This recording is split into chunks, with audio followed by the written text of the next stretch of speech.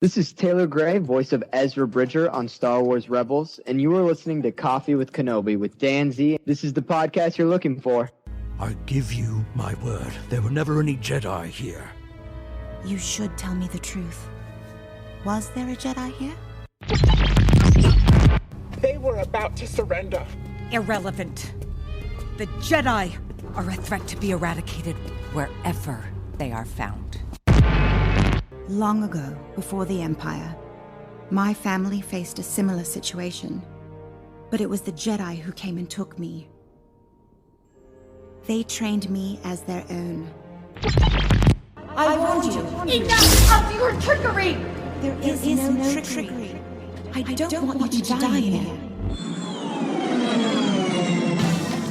This is Ashley Eckstein, Ahsoka Tano from Star Wars The Clone Wars and Star Wars Rebels, and you're listening to Coffee with Kenobi with Dan Z. Hello, friends, and welcome to Coffee with Kenobi. I am your host, Dan Zehr, delighted to talk Star Wars with all of you. Ever since May of 2013, when Coffee with Kenobi started, the goal has been to help provide a positive, family-friendly, spoiler-free place to discuss this galaxy far, far away. Imagine walking into your favorite coffee shop and hearing a discussion of Star Wars films, Disney Plus live action, animation, books, comics, collectibles, or Star Wars experiences at the Disney theme parks. I want to share that experience here on this podcast. Weekly interactive live video every Tuesday night, actually Monday nights this summer, my apologies. Also on the website, special events, email newsletter, and more. Find out more and join our Star Wars community at coffeewithkenobi.com. Thank you to the official travel partner of Coffee with Kenobi, MEI and Mouse Fan Travel. Check out coffeewithkenobi.com/mousefantravel for a no cost, no obligation quote, and let them know Coffee with Kenobi and Dan Zehr sent you. On today's show, Tom Gross and Brian DeSutter join me to finish off the completion of the Barriss Offee trilogy from Tales of the Empire. So pull up a chair, grab your favorite coffee mug, and let's have some coffee with Kenobi. Hello, friends. It is time to finish up the last two episodes of Season 1 of Tales of the Jedi. These are the finale, the two-part finale, I guess. I mean, no, it's not really a two-parter, but it kind of is. Yeah, you'll see as we talk about it, of the Barriss Offee arc of Tales of the Empire. The episodes are the fifth one, which is Realization, and the sixth one, which is The Way Out. So I've got to bring back two of my favorite scruffy-looking nerf herders. First, from Teachers in the Dungeon, Tom Gross. Hello, everybody. It's good to be here. I love talking about Star Wars, of course, especially with Dan and Brian. I mean, geez, can't get any better than that. So looking forward to talking about this. Well, that is a high bar. I don't know if I can deliver, but I know our other guest can. He joined us for part one of the Barriss Offee arc. That is Mr. Brian DeSutter. Brian, welcome back to the show. Thank you for having me again, Dan. And like Tom said, I always enjoy discussing Star Wars with you guys, and no two better people to do it with. So it's once again, it's an honor to be back here with you guys. Well, thank you. This is the way. Let's see how we're doing. So the fifth one is Realization. We'll do what we always do. We'll give one word to describe our sort of reactions, feelings to the episode, and then kind of summarize your overall thoughts on the episode. Brian, let's start with you with Realization.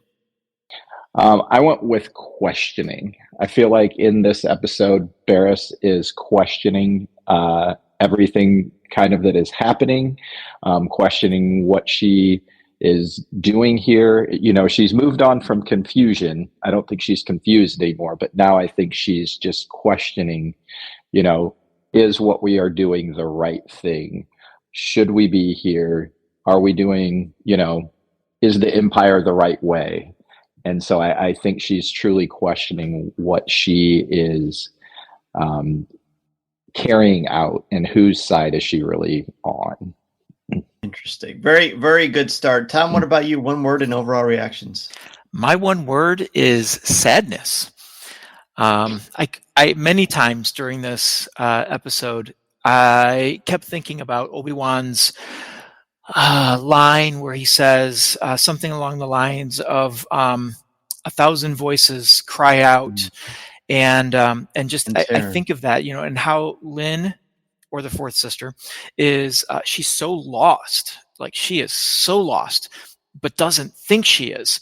However, I do feel grateful in this episode that Barris finds her way, but something still seems a little off to me as we wrap this up. And just one more comment that's not about content of the show. It's more about these like mini episodes, novellas, I suppose. Is there episode-vella? Anyway, they just pack so much into these like 15, 17 minute shows that it's just, there's so much. I have as many notes for this as I do from a full 20 to 30 minute show. So it's wonderful. That's great. That's good. Well, yeah, I think we're going to be in the Mutual Admiration Fan Club for Realization. My word for this one is earned. All the story beats in this are earned. This is dare I say, a master class in storytelling with, there are no wasted beats. Everything lines up perfectly. There's just enough dialogue and introspection to push the story forward. And it all is just very tightly constructed. It's really lovely. In fact, I actually, when I watch this, when I thought about maybe when I'm teaching mythology, I'll show this episode to explain what a tight narrative looks like. Really, really cool. Tom, we'll switch order a little bit. Tell me the first thing that kind of jumps out that you want to talk about in this episode.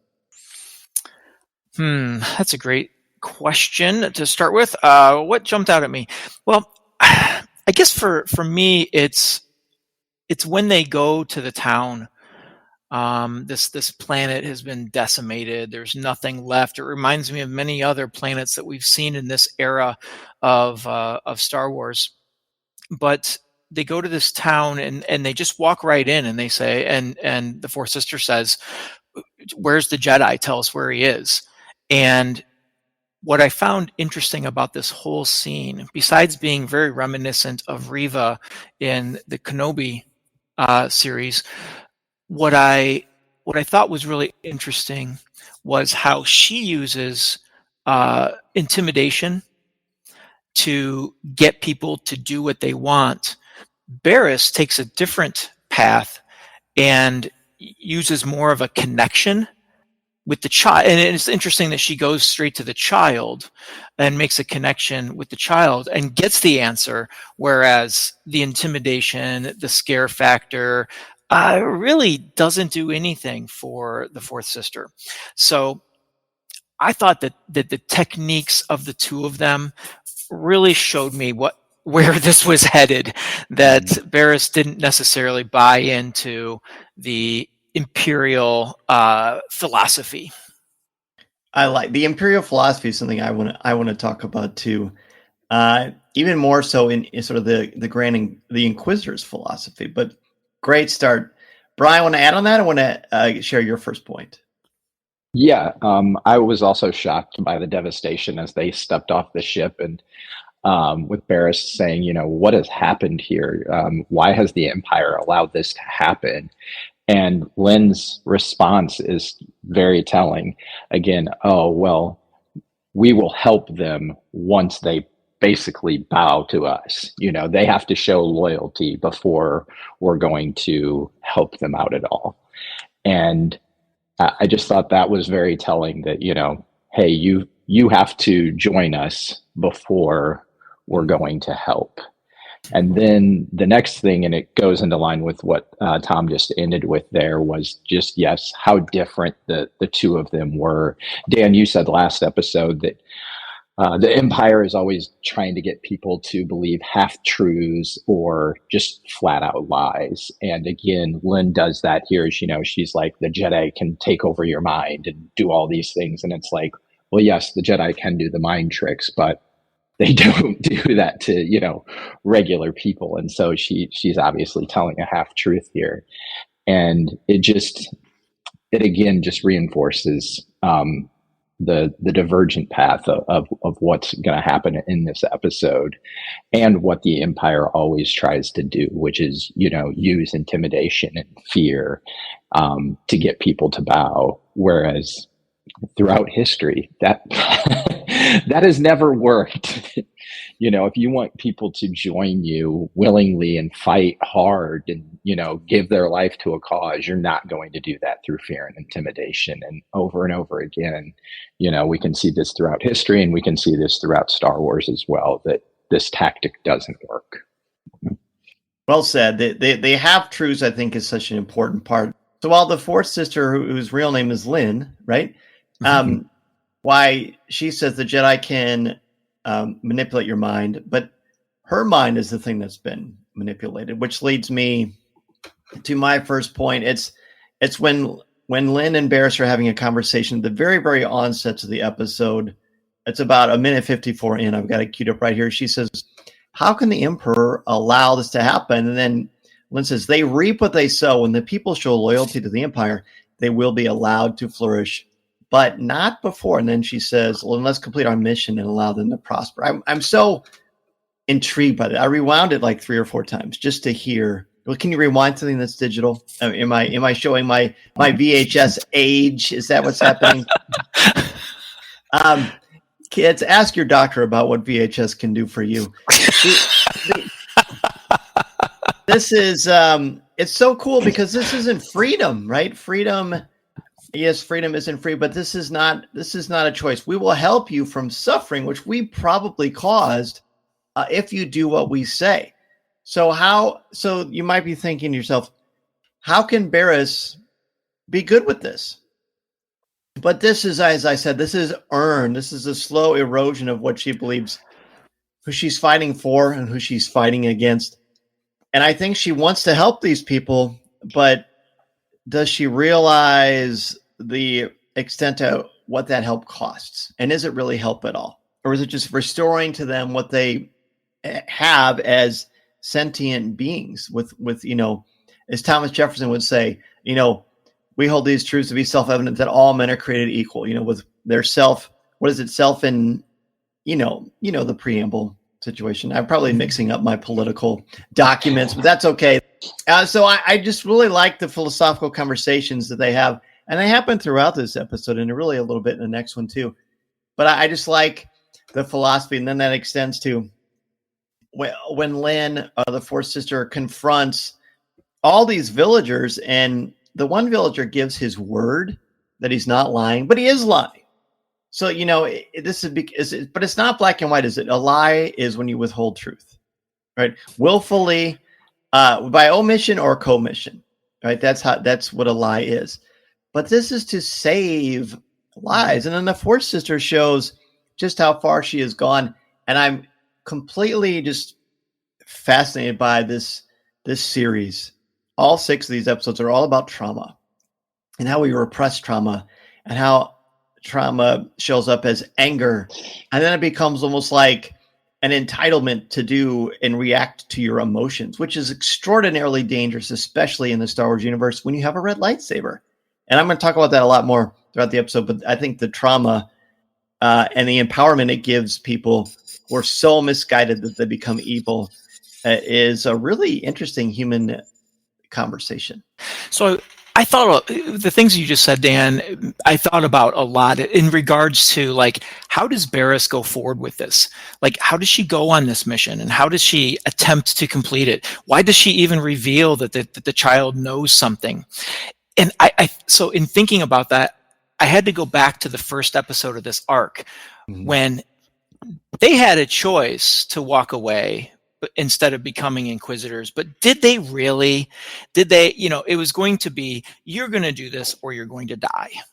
And so there really wasn't a choice. So why does Barriss have the ability to question what the fourth sister is doing? Is because she's not really bought in. She just has kind of going for the ride because, well, she'd rather live than die at this point. So that was, I thought a lot about that is how do you move forward? Going off of how the 2 different inquisitors here, Barriss and Lynn, are going about trying to get the information. And I like, Tom, how you said, she goes over, she uses compassion. What I really liked is that she got down on the same level as the teenager. She kneeled down looked him in the eye, and got on his level. And I thought that was just such a big deal. It shows how different they are. Because again, Lynn's just using fear, intimidation, yelling, threatening, and she gets down and on his level, and then removes her mask to humanize herself, to show, hey, you can trust me. It's going to be okay. And I believe she even says that,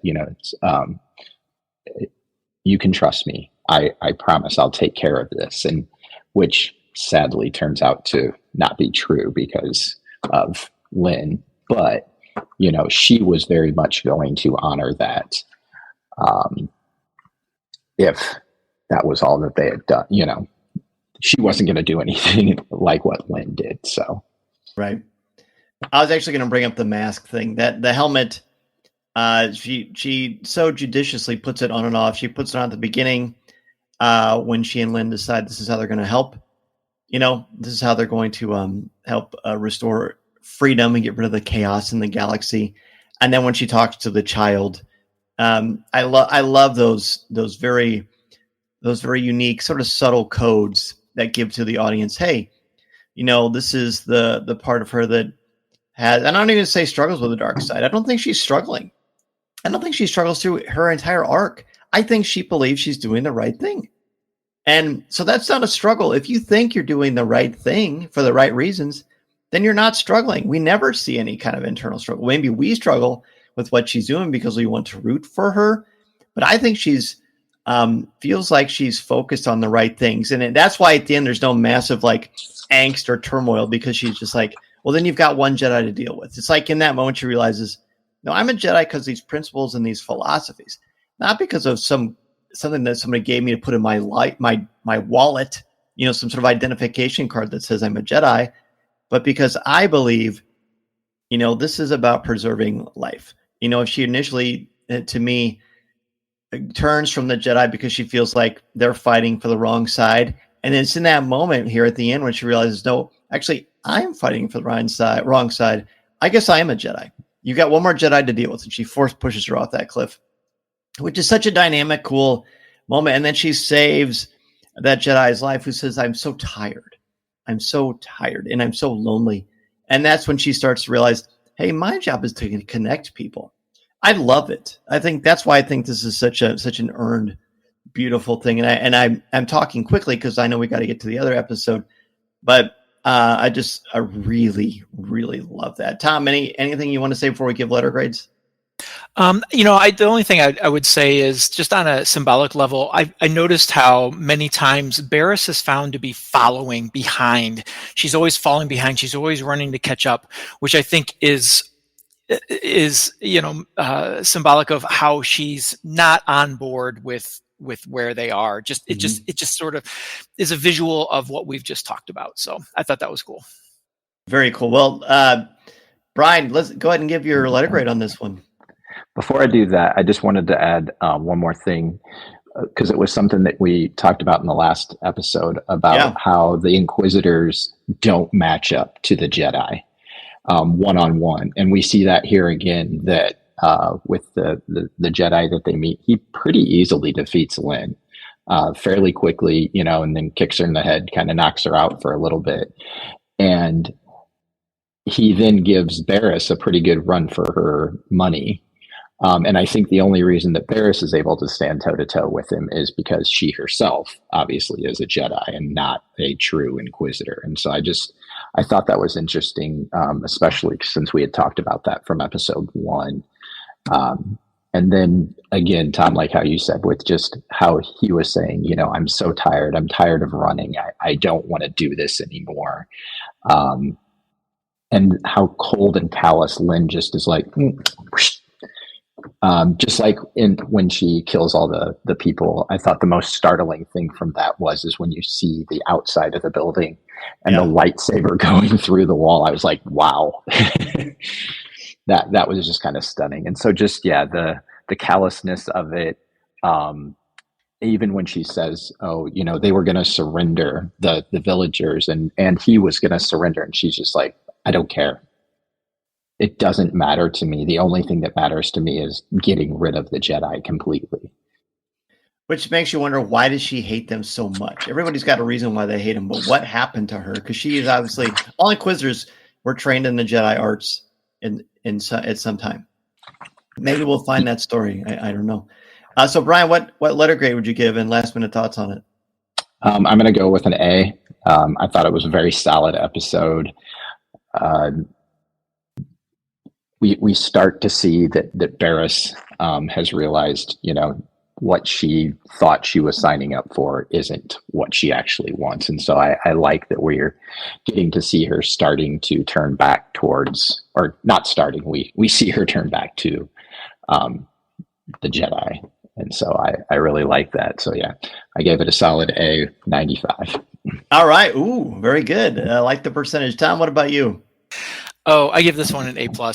It was a masterpiece in storytelling, so much in so little time, and it's the things that we want to see. You want to see how awful a villain can be. You want to see a hero reborn, and we got all of that in here with some pretty serious emotion. So A+ for me. And I will follow up with the highest A you could get percentage-wise without going to an A+, which will make more sense later. But yeah, I think it's wonderful. And I said this, my one word was earned, but this could also be identity. Identity could have been another way to talk about it, because it's about fully fleshing out your identity and understanding why you believe what you believe. And I still think this was a journey of Barriss not realizing that she was starting to understand, or trying to understand, what she believed. It's really, again, that's a really high level of difficulty as a storyteller, to evoke that kind of characterization without spelling it out, or making it so that it's sort of a sloppy path. And she gets it through being more solid and fleshed out in the choices she makes, and suddenly realizing, as we realize as an audience, why she gets to that point. I think it's so clever, so clever. So let's go ahead and put a bow on that one for now. A wonderful episode. But now let's talk about the finale. The Way Out. A shadow from Barriss's past catches up with her. Brian, what's your one word for The Way Out? Redemption. I had a feeling you're going to say that. Tell me why. So she's fully redeemed herself, I feel like, here. She, and I think she feels like she needs to. She's now living on a remote planet, or I don't know if I don't think we're on the same planet. No, because so Lynn said she was like, when I finally gave up looking for you, that's where I find you. So yeah, she's now living on this remote planet, being a healer. And that's what I really loved is that, she's really tried to embrace that, hey, I did some bad things here in the name of the Empire. And so now I'm going to go the other way, and just however I can help people, that's what I'm doing. And so I like that they're, bringing people to her to get help, because that's what, she feels her calling is to do now. Wonderful. This is going to be a fun episode to talk about. Tom, what's your one word? My one word is peace, because we see Barriss in a moment of peace, or has found peace through that redemption that you talked about, Brian. And then we also get some peace at the end with Lynn. And so, which I did not necessarily see in that direction. So, there's always a price to peace, and some just can't accept it until it is too late. So, Wow. Well said. My word is Christian. I think this is a wonderfully Christian episode for a lot of pretty standout reasons that get to the heart of the matter of what it means to be a person of love and acceptance and forgiveness, and to find that inner peace, to trust, regardless of the situation or the cost to self, what it means to truly follow that path. And it's just, I'm thrilled to talk about it. Tom, why don't you kick it off for us with some standout moments? So I guess how I'll start right at the very beginning, where the family is on a journey, on a trek for some type of purpose, and and it to me, this whole opening sequence felt very, how can I say, Tibetan. It's this journey that they're going, and then when they say we seek the healer, which Brian, you brought up in your intro, that I mean, what an image of what this person has become. And then when you see that it's Barris, there's just so much peace to that. Like, oh, thank goodness. Like, this is where she's found herself. And like combat and hate and even struggle, the political conflict in her head. She was a Jedi, but she felt the order was lost, and then she is forced to go into the Imperial service and all this. And so I felt like she has gone on that journey that we didn't necessarily see happen. But then when this family gets there, she is the healer. And then so the next step of that would be how we are led to believe that this child has been sick or something like that. I mean, they're seeking a healer, and she says, there's nothing wrong with this child. And they're like, well, that's what we thought too. And then they describe that the Empire has sought out their child. And then she tells this beautiful story of herself and shares it in a way in which I never thought she would talk about the Jedi ever again, but she's found this peace. And so that whole sequence with the family, I just thought was beautiful. It was beautiful. And I like this notion that there's nothing wrong with you. You're just special. And I'm constantly, I'm going to make a bit of a sports analogy, so hopefully I don't lose some of you good folks listening. But I feel like there's such a habit in our culture of goal shaming people. When people are excellent, I'm not talking about them as people, but I'm talking about as in their craft, and I'm sticking to the sports thing because I feel like a superior athlete is the best way to describe a Jedi, right? Because they're able to do things no one can do at great cost and great sacrifice. You think of the Tom Brady's of the world, the Michael Jordans of the world, the Caitlin Clarks of the world. These are people who are excellent and don't apologize for being excellent, but yet sometimes the world wants them to and wants to just downplay their gifts or their motivations or want them to not be successful. And I think that's just that's a part of what the Emperor does, isn't it? He wants to take away anything that shines a light on the light side of the Force, because he's all darkness and he's all evil. And that's why at the beginning of this, the couple says, we are grateful for your knowledge and kindness. How can we repay you? And she looks at them and she just says, live. Just live. Live a good life. Live to your potential. Be who you are. And I think that is just one of the reasons, and I am getting goosebumps now, that's one of the reasons why I think this is such a tremendously beautiful and Christian episode, because you are not, you are who you are for a reason. And I'm not trying to get didactic here. I'm just thinking that it ties into the theme of Christianity. So you own it and you embrace it and you don't apologize for who you are. Barris is giving them the gift to have freedom and choice, which is what those villagers in the second episode do not get. What anyone who's in the Inquisitorius program does not get. You kill the other people who are your rivals, or you get killed. That's not freedom. There's no choice. There's no love is about total choice. And she gives them the choice to live. And it's not like she's saying, you got to go embrace your Jedi gifts. Hey, you got to go whatever. Because she says to the people in her little hut, this is, now it's a curse. Your being excellent is a curse.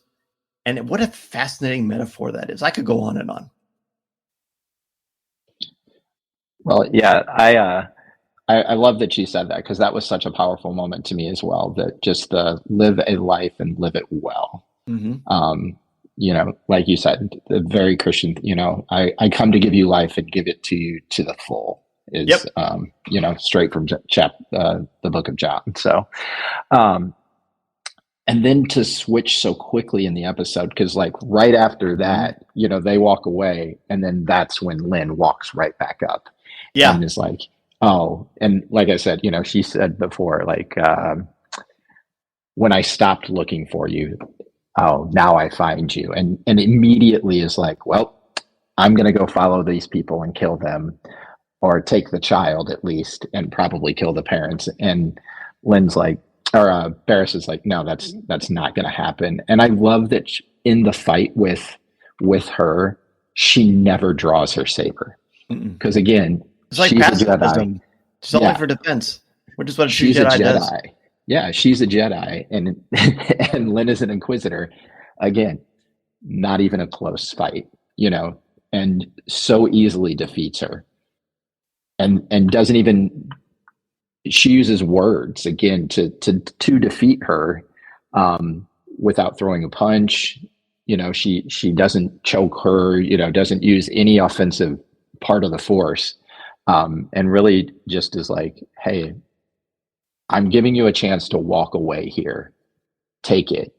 Don't follow these people. Don't go into the cave, because if you do, it's not going to turn out well for you.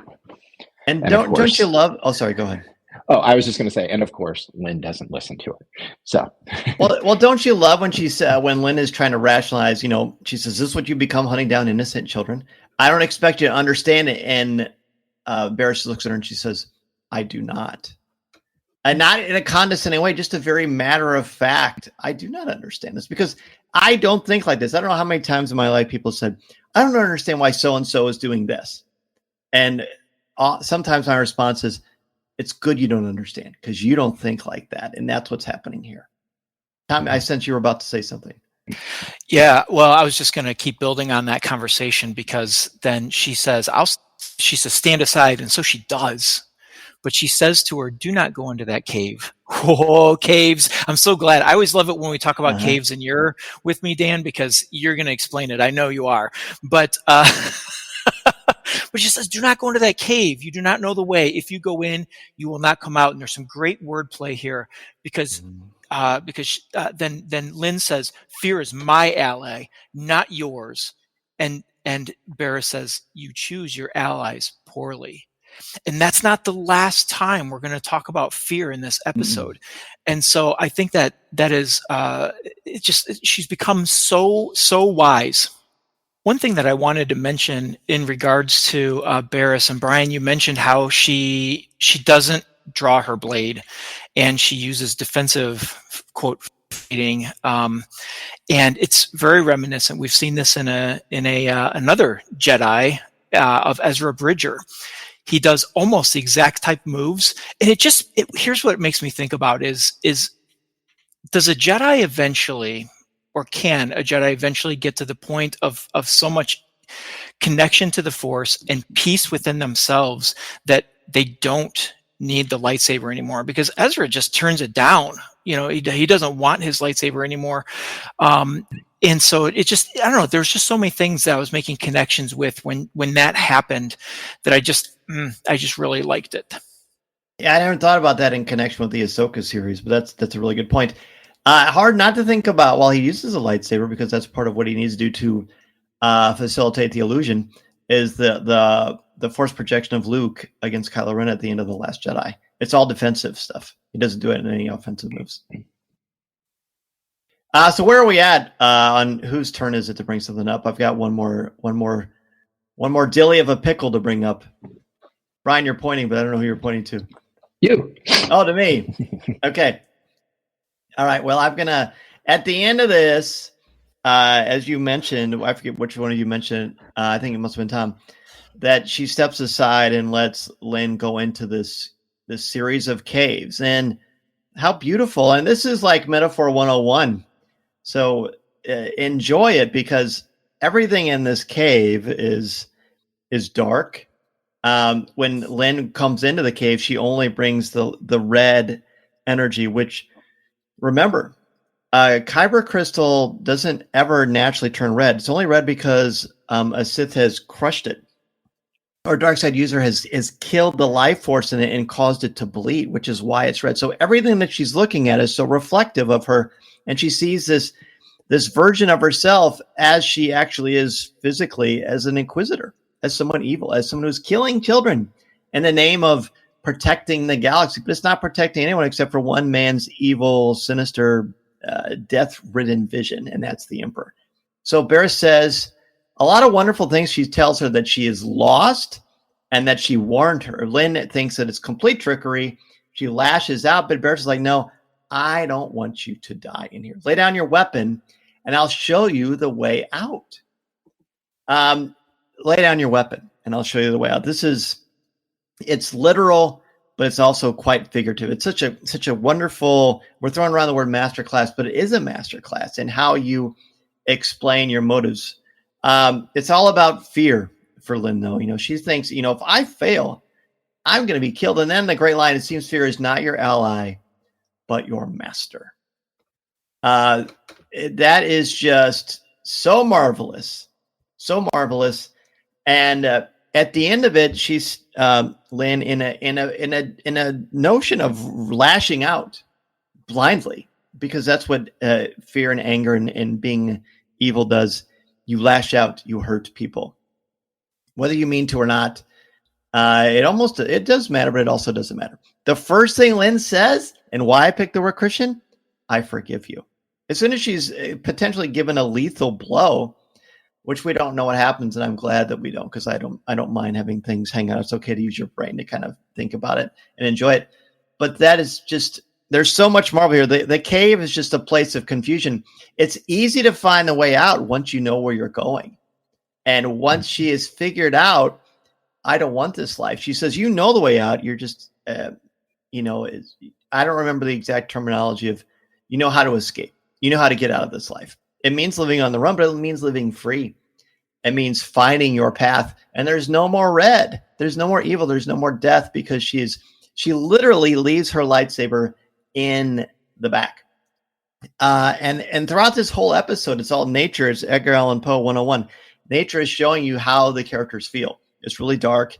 It's snowy. It's hard to see the path. And then all of a sudden it's clear and beautiful because you choose light. You choose light, not darkness. Again, so Christian.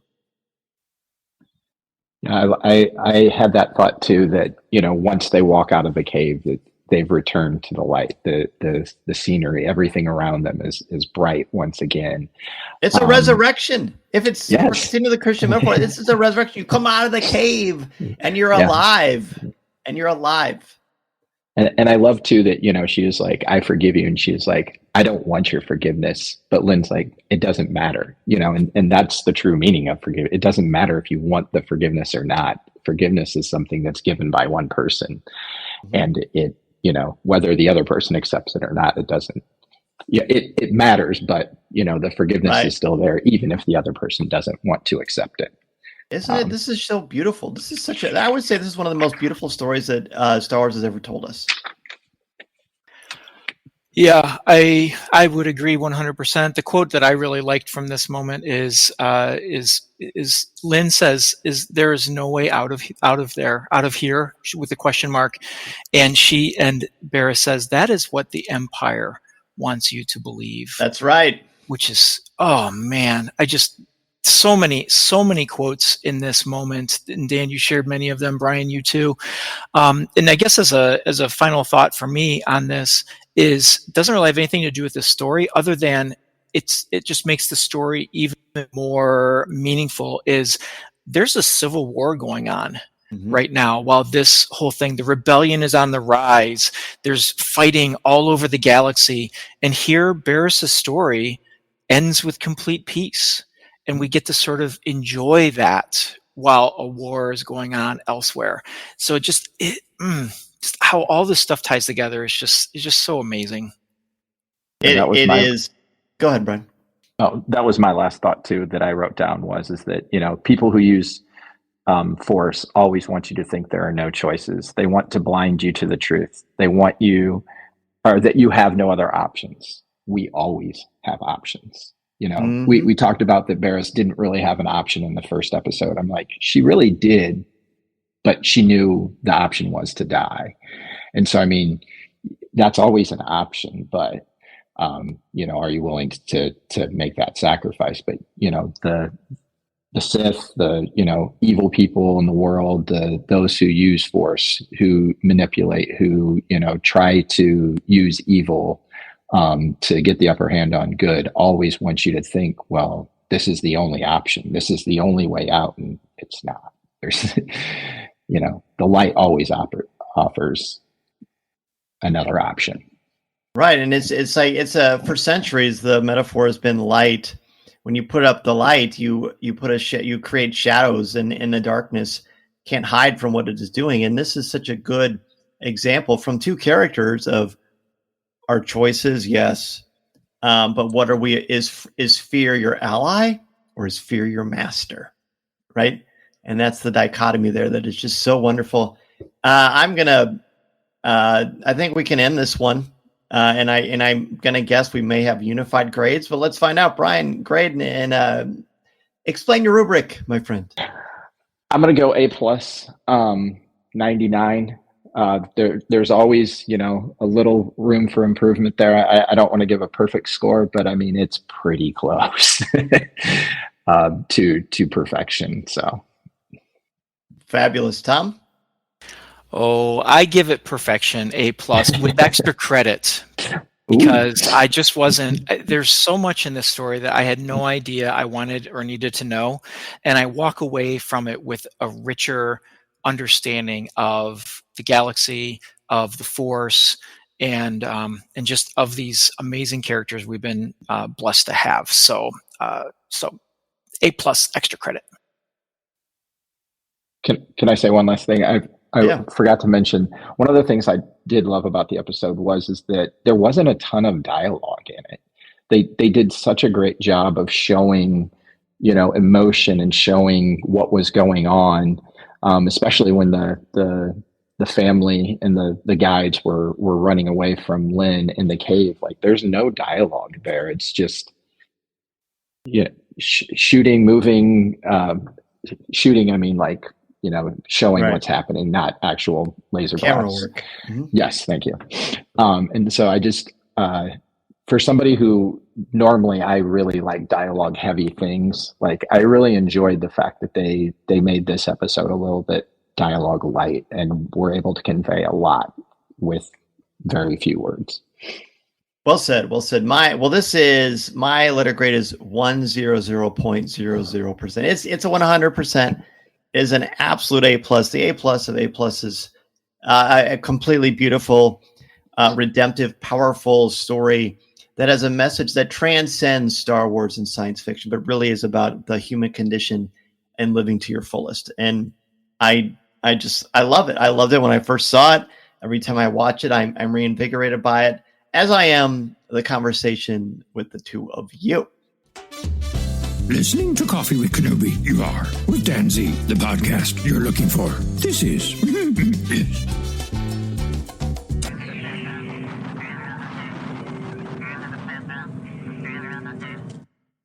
So thank you both so much. I was so excited to talk about these, and after the first episode, and Brian had said to me at work, hey, if you want to have me back on to talk about parts 2 and 3, and I was like, of course I should.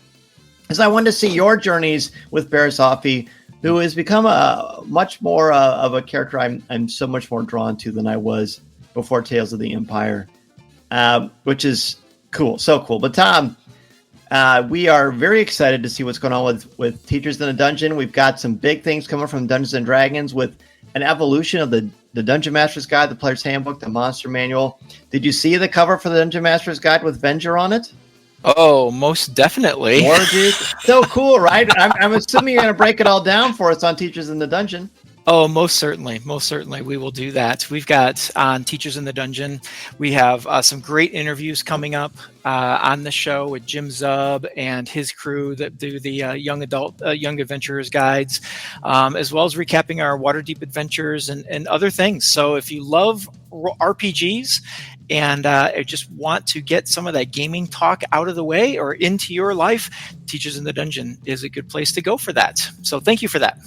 Absolutely. And Brian, I know you've got a nice summer with relaxing and gaming and just getting all kinds of Brian DeSutter mischief. Where can people reach out to you? As always, people can reach out to me on Facebook at Brian DeSutter. And occasionally you can hear me on Teachers in the Dungeon as well with Tom and Dan. And I'll be helping them at the summer camp for the high school here in a few weeks. So thanks for having me back again. You bet. Thank you so much to Brian and Dan for coming on and talking about this really wonderful close to a fabulous arc about Barriss Offee so happily. I mean, I knew I was excited to see it because it's new Star Wars animated content. This really exceeded my expectations. So grateful for it. So grateful for the conversation. And so grateful for learning from each of you. I hope you learned something from the conversation as well.